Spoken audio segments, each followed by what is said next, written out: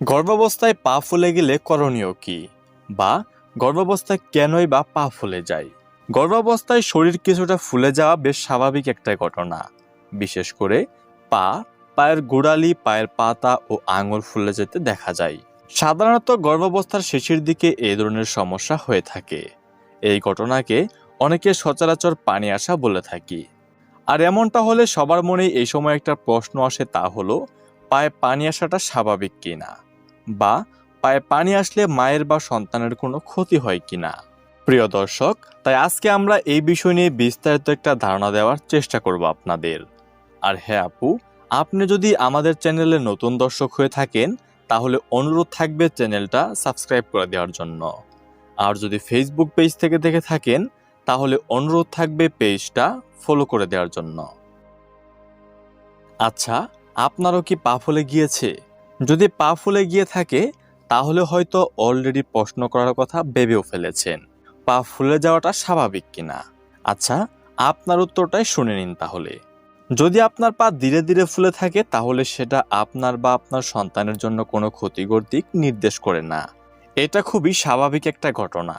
কিন্তু যদি খেয়াল করেন যে আপনার হঠাৎ করেই পা চোখ মুখ ফোলা দেখাচ্ছে, তাহলে সেটা চিন্তার কারণ হতে পারে। কারণ এমনটা হয় সাধারণত প্রিএক্ল্যাম্পসিয়া আক্রান্ত ব্যক্তিদের। প্রিএক্ল্যাম্পসিয়ার কথা বলে কি আপনাদের চিন্তায় ফেলে দিলাম?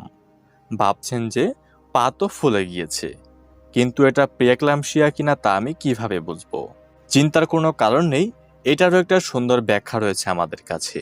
যদি খেয়াল করেন যে হঠাৎ করে মুখ, হাত অথবা পা ফুলে গিয়েছে, তীব্র মাথা ব্যথা হচ্ছে, দৃষ্টিশক্তিতে সমস্যা হচ্ছে, যেমন দৃষ্টিশক্তি ঘোলাটে হয়ে যাওয়া অথবা চোখের আলোর জলকানির মতো কিছু দেখা, তাহলে বুঝতে পারবেন আপনার প্রিএক্ল্যাম্পসিয়া হয়েছে।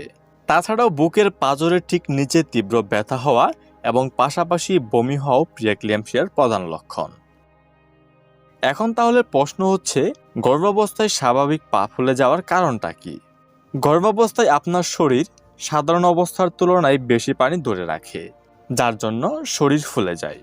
সারাদিন ধরে এই বাড়তি পানি শরীরের নিচের অংশে জমা হতে থাকে, বিশেষ করে আবহাওয়া উষ্ণ থাকলে কিংবা গর্ভবতী নারী অনেকক্ষণ ধরে দাঁড়িয়ে থাকলে। গর্ভাবস্থায় মায়ের জরায়ু বড় হতে থাকে। এই বাড়ন্ত জরায়ুর চাপ পায়ের রক্ত চলাচলে প্রভাব ফেলতে পারে। এ কারণে পা ও পায়ের পাতা ও পায়ের গোড়ালিতে পানি জমে সেগুলো ফুলে যায়। আচ্ছা, পায়ে পানি কেন আসে এটা না হয় জানলাম। এখন কথা হচ্ছে, এই পানি যেন না আসে সে ব্যাপারে কি কোনো করণীয় আছে? এমন প্রশ্ন যদি আমাদের করতে চান তাহলে আমরা বলবো হ্যাঁ আছে। আপনার পায়ে যদি পানি এসেই থাকে তাহলে পানি আসা একেবারে কমানো সম্ভব না। তবে যেন কম পানি আসে তার জন্য কিছু করতে পারেন। যেমন দীর্ঘক্ষণ একটানা দাঁড়িয়ে থাকা থেকে বিরত থাকতে হবে, আরামদায়ক জুতা বা মোজা পরতে হবে, পা ফুলে গেলে চাপ লাগতে পারে এমন ডিজাইনের জুতা পরিহার করতে হবে।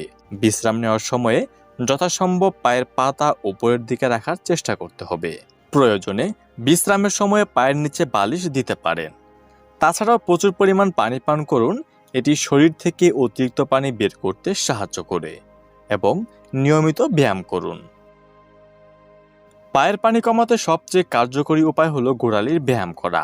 অনেকেরই এই ব্যায়াম সম্পর্কে ধারণা নেই। তারা হয়তো ভাবছেন এই ব্যায়ামটা আবার কিভাবে করব।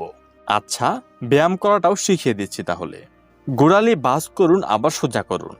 একবার উপরের দিকে ভাঁজ করুন, পরের বার নিচের দিকে ভাঁজ করুন। এভাবে মোট 30 বার করুন।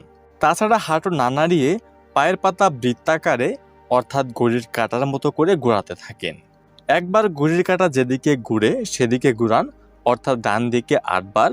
এরপর ঘড়ির কাঁটা যেভাবে ঘুরে তার বিপরীত দিকে আরও 8 বার ঘোরাবেন। এভাবে মোট 16 বার ঘোরাতে হবে।